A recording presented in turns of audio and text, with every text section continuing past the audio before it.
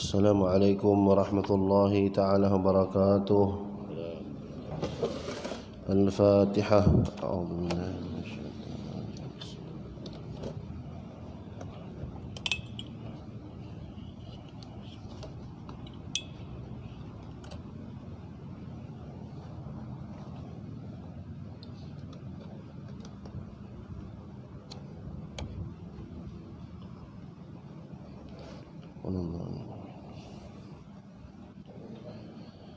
Alhamdulillahi Rabbil Alamin. Wassalatu wassalamu ala ashrafil anbiya'i wal mursalin wa ala alihi wa sahbihi ajma'in. Alhamdulillahi syukra wa lakal mannu fadla. Nastaghfiruka ya hayya qayyum. Salli wa sallim adada ilmika ala abdika rasulika wa habibika sayyidil ma'sum sayyidina Muhammad wa alihi wa sahbihi wa ahli mahabbatihi wa aslih syu'una ummatihi wa farrij 'anna anhum wa marhum ya hayyu ya qayyum. رب اشرح لنا صدورنا ويسر لنا أمورنا أبواب الفهم والحكمة كما فتحت على أنبيائك وأوليائك من عبادك الصالحين. اللهم أرنا الحق حقا وارزقنا اتباعه والباطل باطلا وارزقنا اجتنابه برحمتك يا أرحم الراحمين. سبحانك لا علم لنا إلا ما علمتنا إنك أنت العليم الحكيم.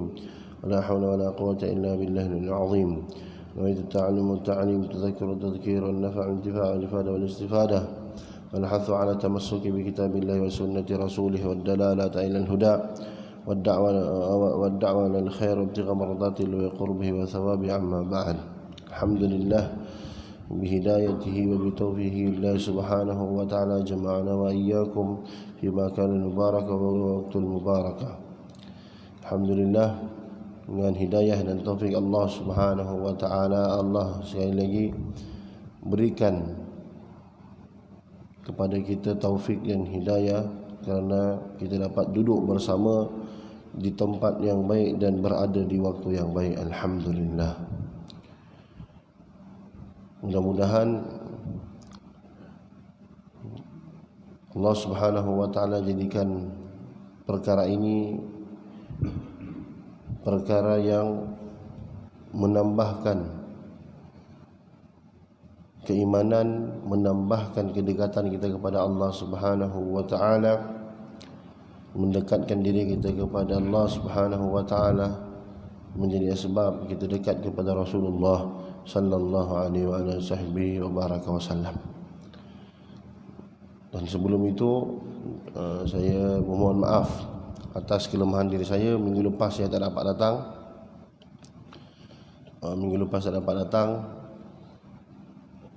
Dah terlambat, pukul 6 suku, 6.30 macam tu baru tersedar. Sebab biasalah dunia dah sibukkan kita.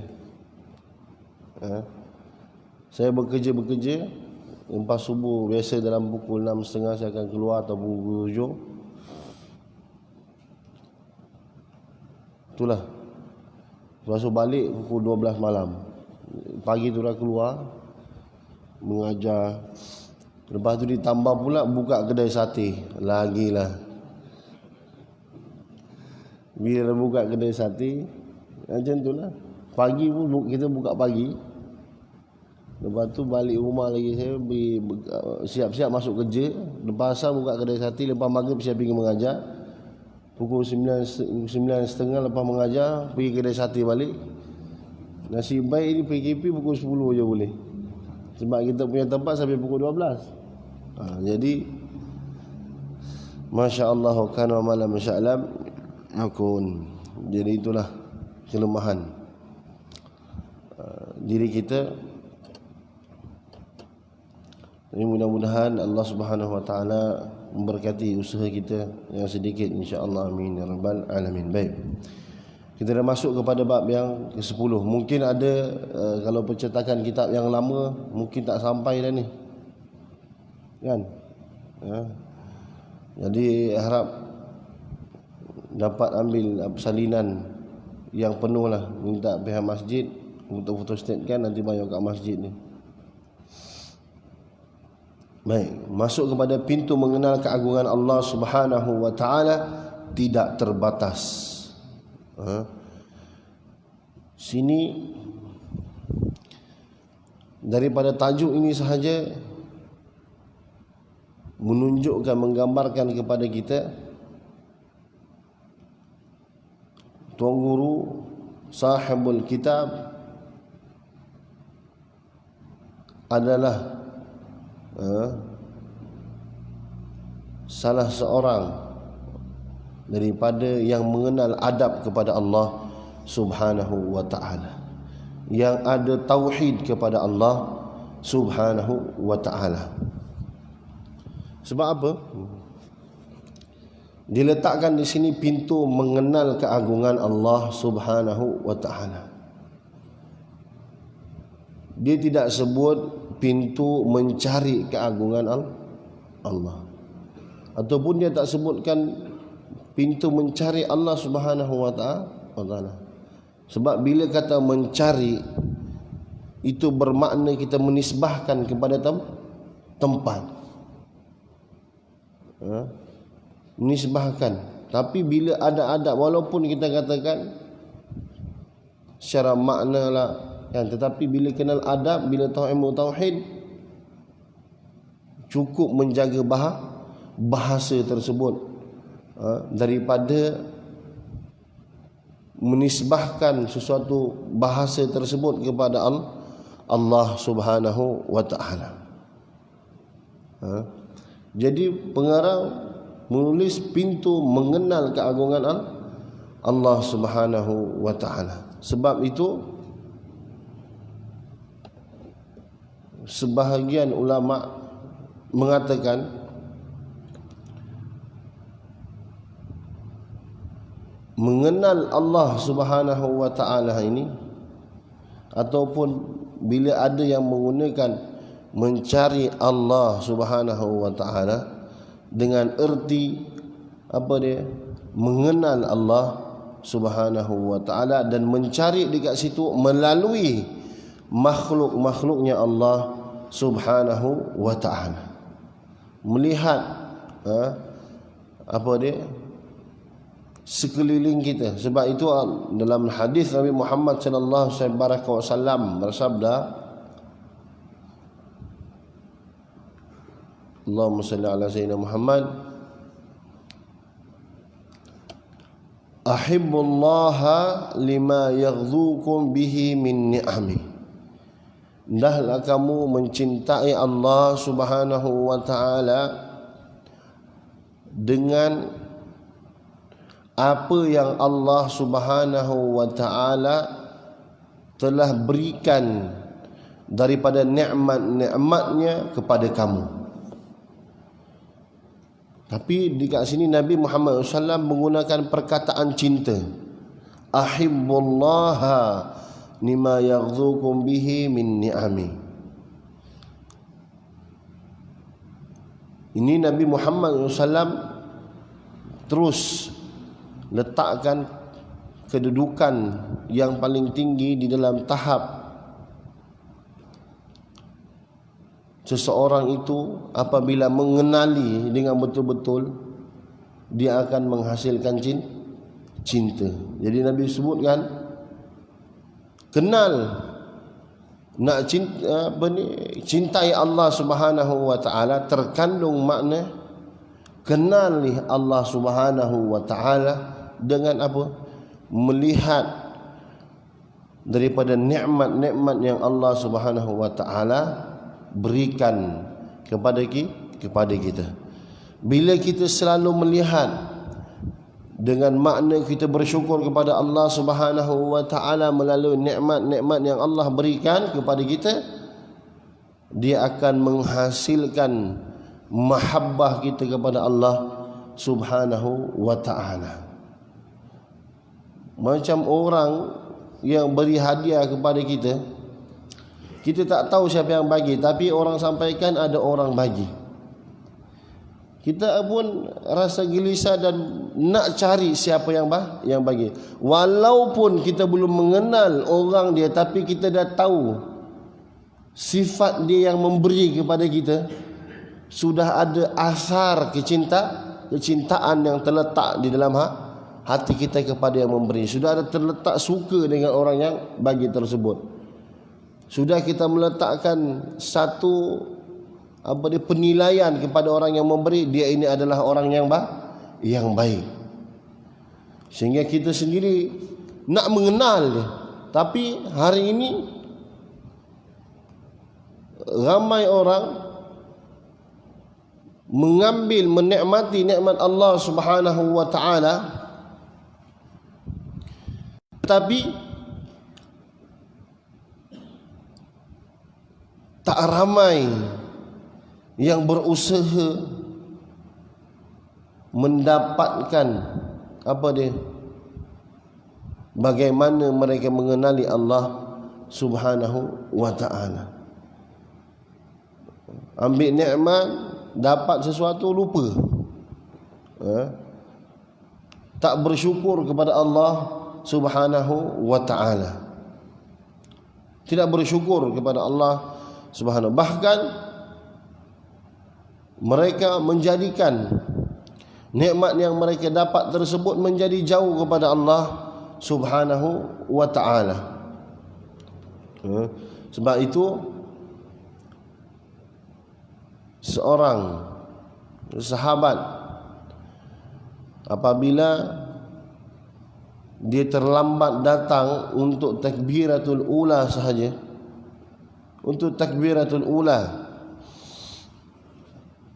ketika mana Nabi SAW bertanya kepada dia kenapa dia lambat, dia mengatakan dia sedang menguruskan tanah yang dia ada.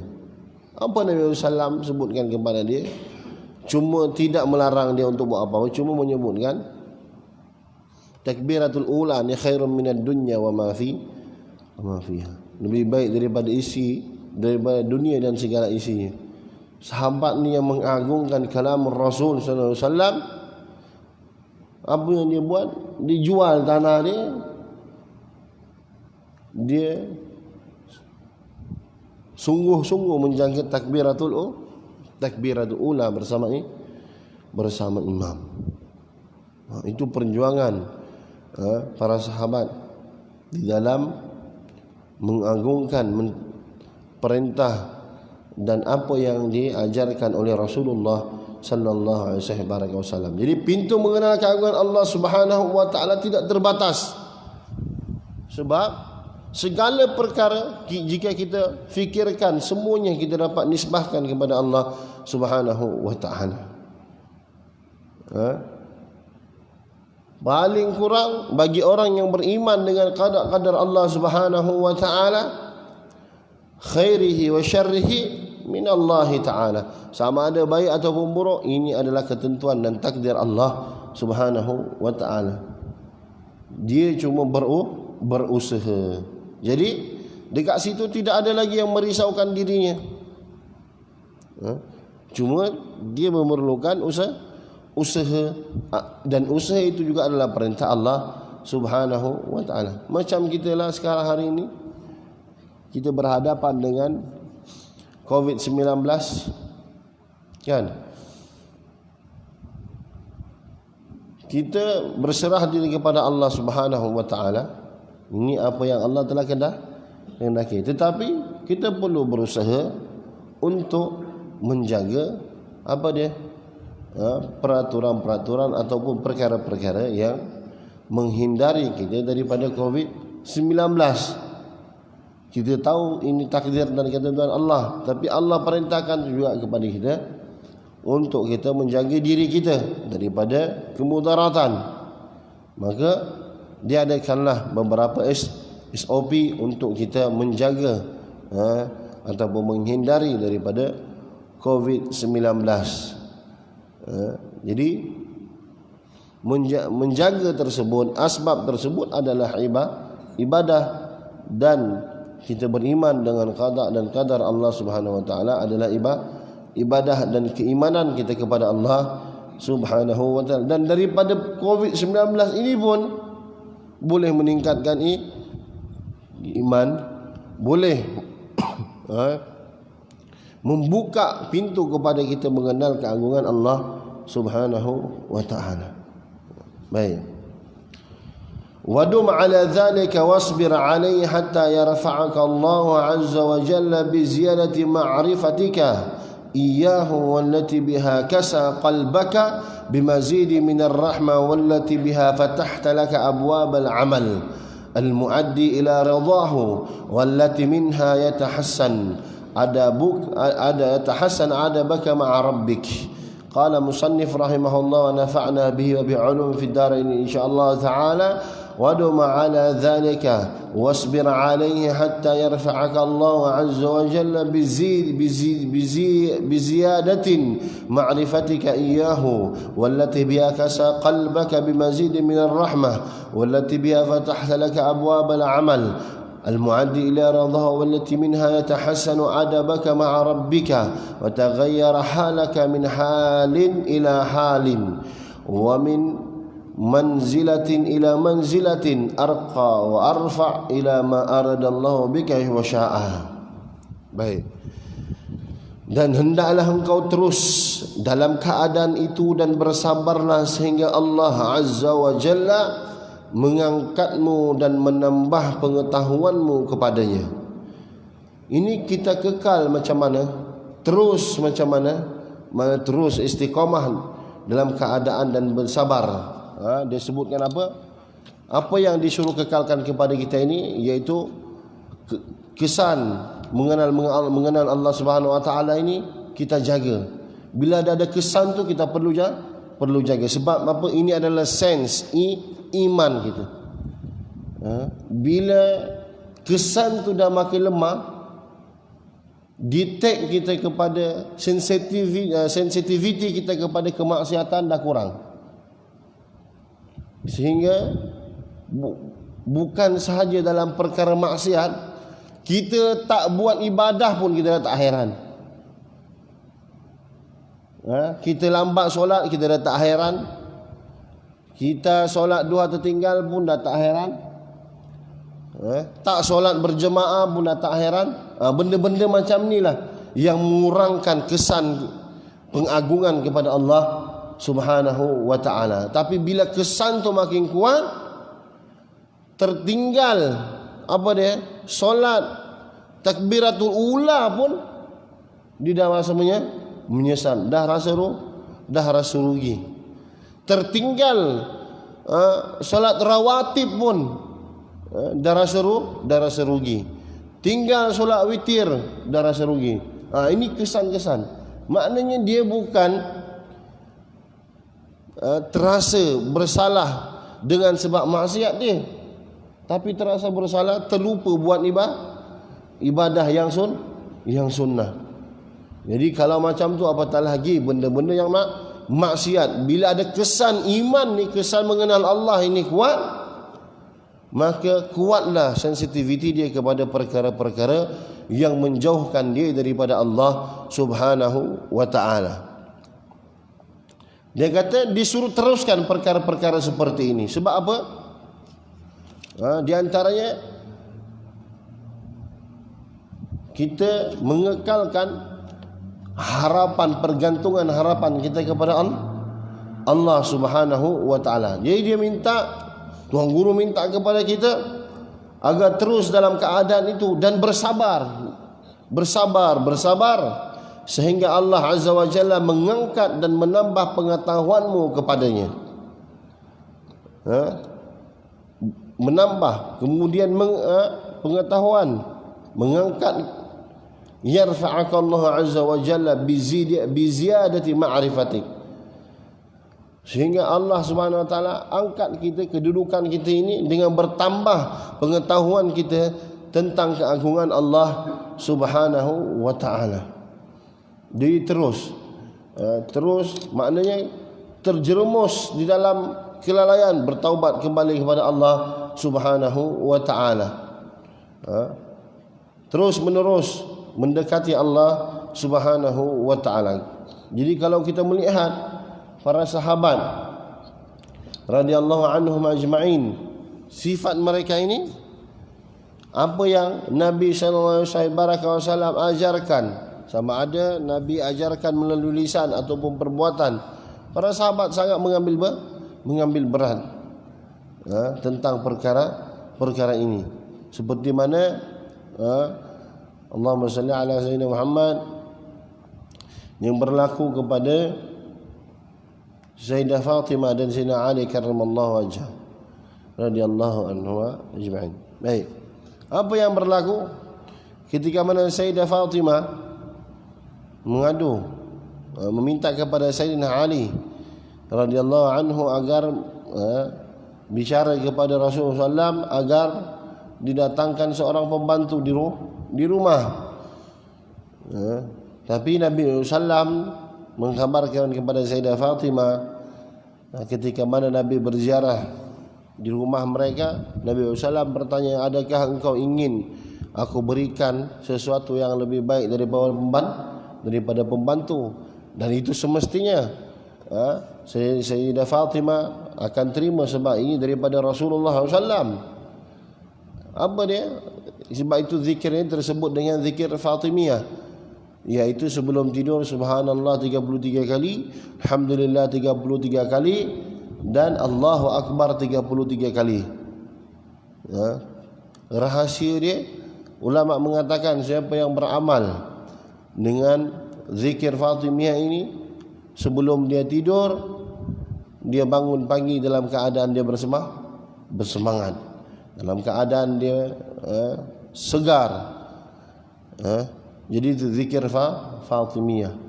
Subhanallah 33 kali, alhamdulillah 33 kali, dan Allahu Akbar 33 kali. Kemudian, dan ini sangat sesuai untuk seorang wanita. Dia kena banyak zikir, dia kena amalkan perkara ini ketika mereka di rumah sebelum tidur malam. Baik. Jadi Sayyidina Ali ketika mana ditanyakan, dia menceritakan perkara ini, apa yang diajarkan oleh Rasulullah SAW kepada mereka. Sayyidina Ali sejak Nabi SAW ajarkan kepada mereka, Sayyidina Ali mengatakan tidak pernah meninggalkan zikir tersebut walaupun dalam keadaan perang. Walaupun dalam keadaan perang. Istiqamah mereka. Sebab apa? Kesan tadi tersebut mengagungkan Allah Subhanahu wa taala sangat kuat.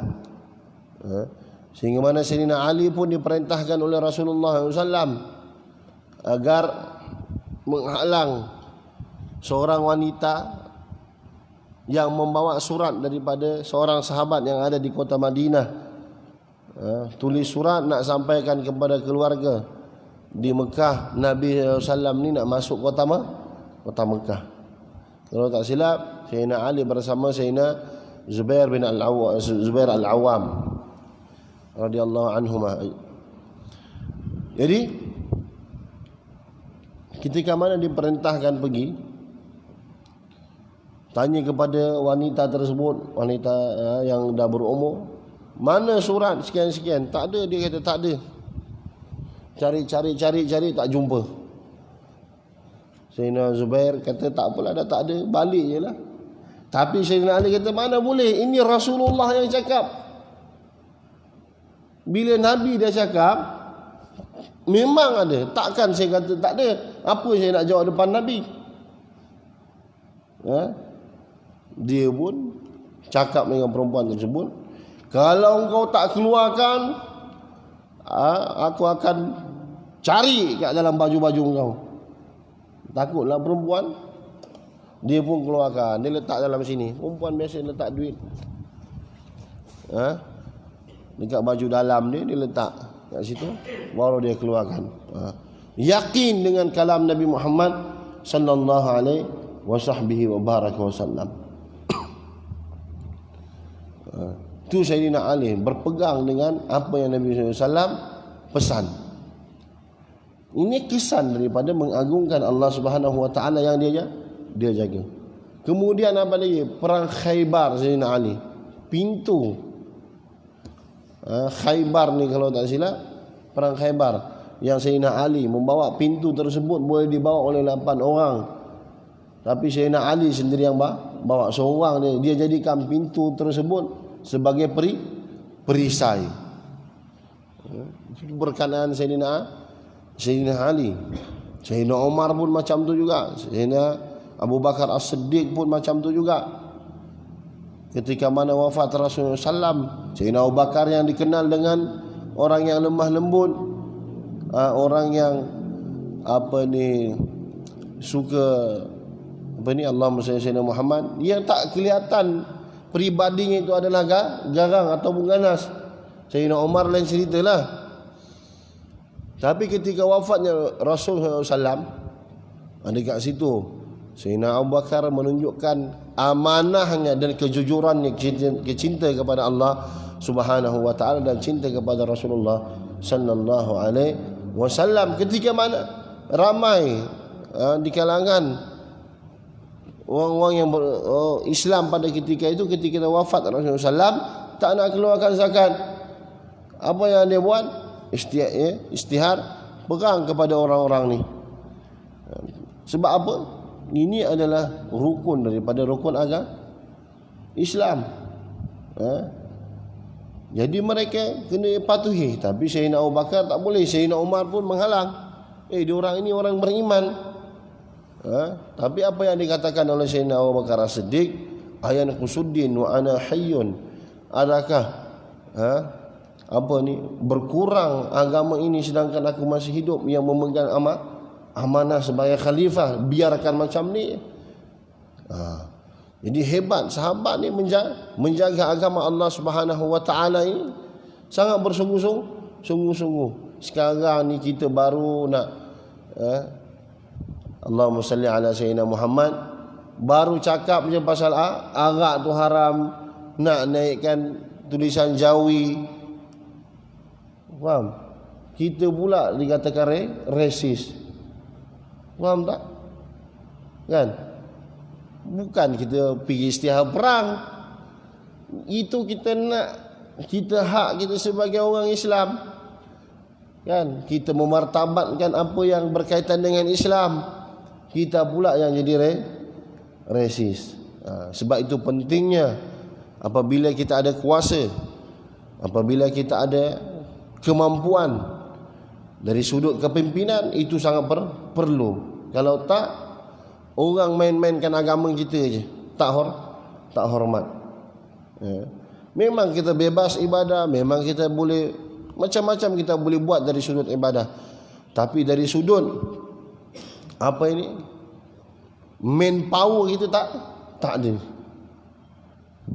Tak ada. Jadi sangat penting. Sebab itu Sayyidina Abu Bakar As-Siddiq gunakan kekuasaan tersebut, kekuatan tersebut, kemanfaatan tersebut untuk menguatkan saf orang Islam.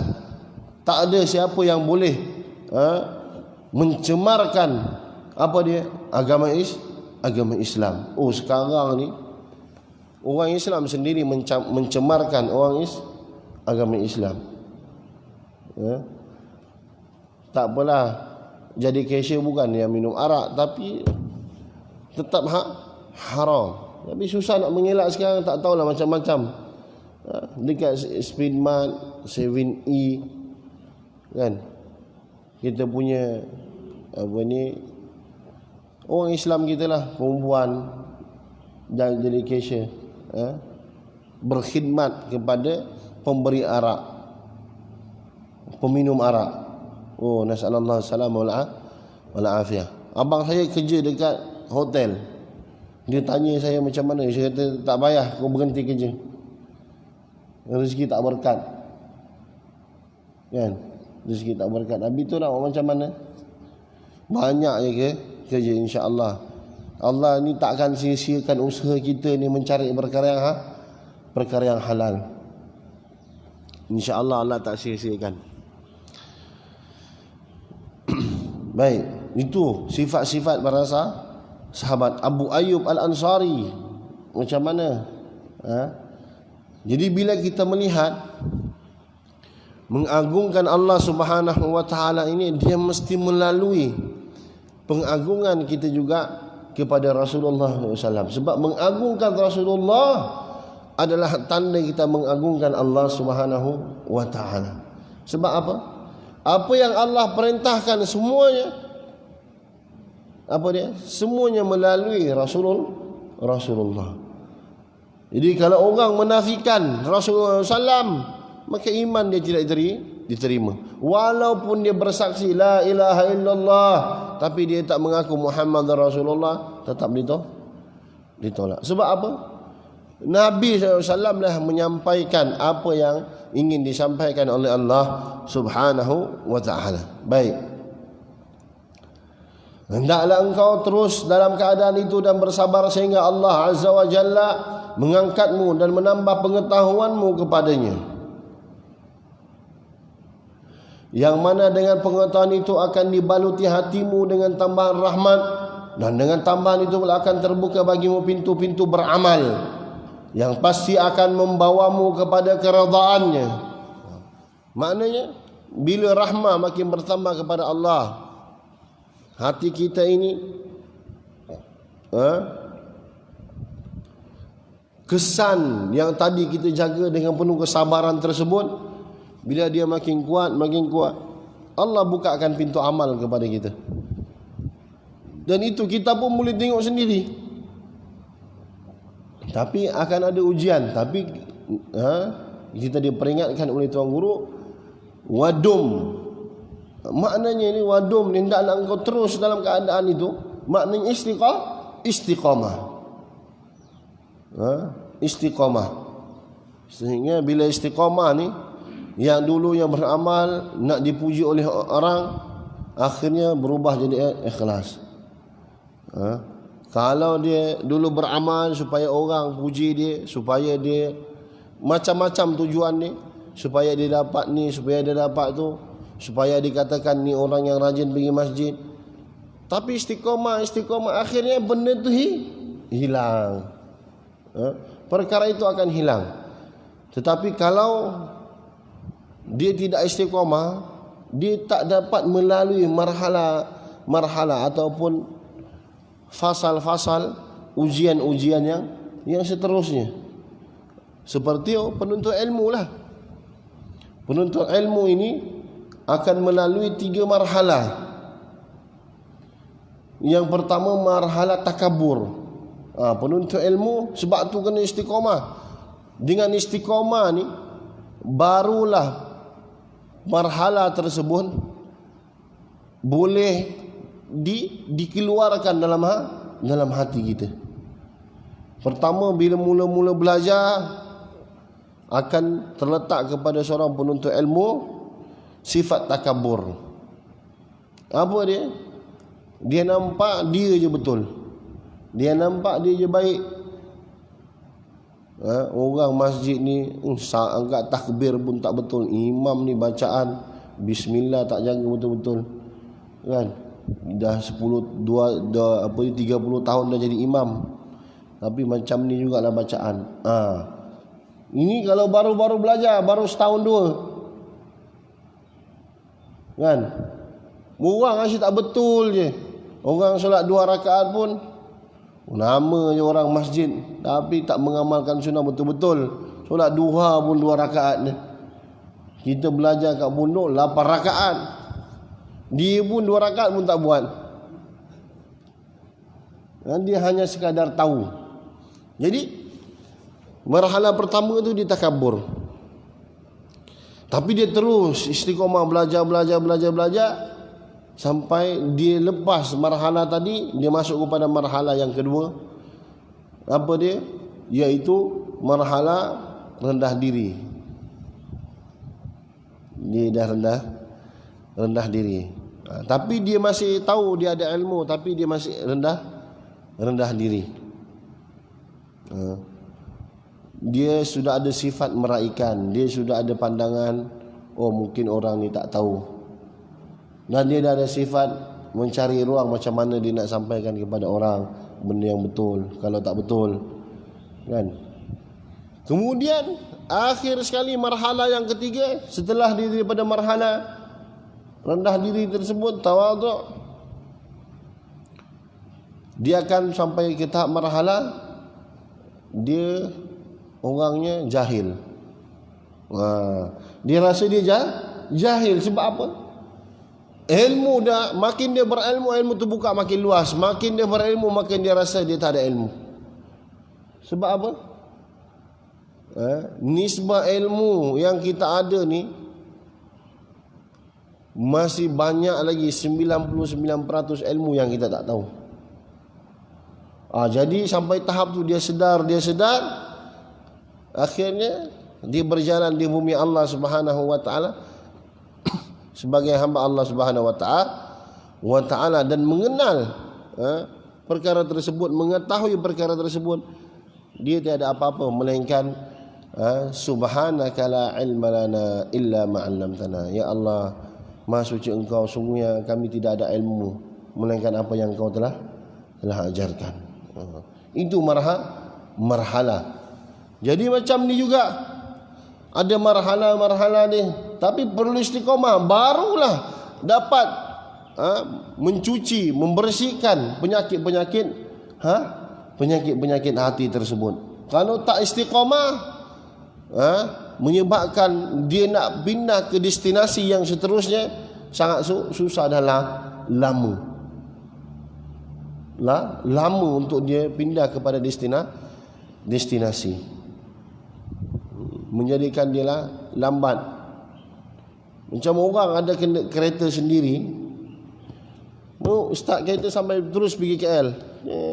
Tapi kalau orang nak naik bas daripada rumah masih tanah, tunggu lagi bas Pathap datang, ataupun bas sekarang ni Panorama, sejam 2 jam tunggu. Alhamdulillah sampai bas. Lepas tu dah sampai, banyak pula di sini berhenti. Sepatutnya dia bergerak pagi, dia boleh sampai dalam masa 2 jam, dia sampai 5-7 jam baru sampai KL. Itu perbezaan bila banyak berhenti. Banyak berhenti, akhirnya lambat sampai. Tapi orang yang ada kenderaan sendiri, terus je naik, start enjin, dia berhenti pun sebab apa? Tol. Sekejap terus sampai destinasi. 1 jam 34 minit. 1 jam. Ada yang bawa 1 jam je. Itu yang dia tekan 250 kan. Tapi saya tu ada kawan 45 minit dia pergi KL. Masa PKP lah, sebab renggang kan. Tak tahu apa dia tekan. Dia call saya, kau kat mana? Saya kata ada dekat Teluk Mas. Okey. Selang dalam 30 minit macam tu saya jumpa dia. Dia kata dia kat KL. Saya jumpa dia dekat Maybank Bukit Katil. Bila kau sini baru sampai? Wah, kata laju betul kau buat. Kereta tak ada ni, kita jalan terus sana. Baik. Kemudian itu tadi beramal ni terus. Bila istiqamah barulah lepas ujian-ujian tersebut, baru kita sampai kepada destinasi yang seterusnya dengan cepat. Kalau tak, dengan putus-putus, dia mengganggu perjalanan kita. Baik. Dan beramal tersebut, bila kita beramal kenal kepada Allah Subhanahu wa taala, apa hasil dia? Dekat sini, al-muaddi ila ridahu, dia membawa kepada keredaan Allah Subhanahu wa taala. Dan inilah yang disebutkan zalika liman khasyiya rabbah. Inilah orang-orang, sifat-sifat orang yang takut kepada Allah Subhanahu wa taala. Siapa mereka itu disebutkan sebelum tu? Innal ladzina amanu wa amilus salihat innal ladzina amanu wa amilus salihati ulaika hum khairul bariyah jazaohum 'inda rabbihim jannatu 'adnin tajri min tahtiha al-anhar khalidina fiha abada radhiyallahu anhum wa radu an dzalika liman khasyiya rabbah. Inilah Allah redha dan mereka redha. Inilah sifat orang-orang yang bertakwa, yang takut kepada Allah Subhanahu wa taala. Jadi orang yang beramal salih ini, innal ladzina amanu wa 'amilus salihat ulaika hum khairul bariyah. Mereka lah orang-orang yang yang baik. Apa yang mereka dapat ni? Syurga. Dia dapat syurga, dapat apa? Redha Allah Subhanahu wa ta'ala. Baik. Sikit lagi.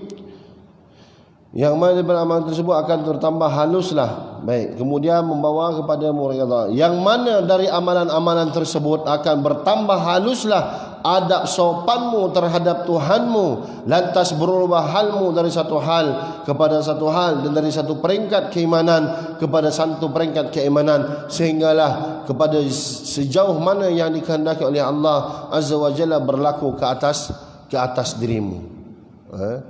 Jadi itulah yang berlaku bila terus istiqamah, sehingga macam-macam yang berubah daripada hal keadaan kita dan iman kita. Pukul berapa? Ini jam pun dah tak betul dah. Jadi saya tengok banyak kali tengok, akhirnya tak perasan kan 9 baru habis.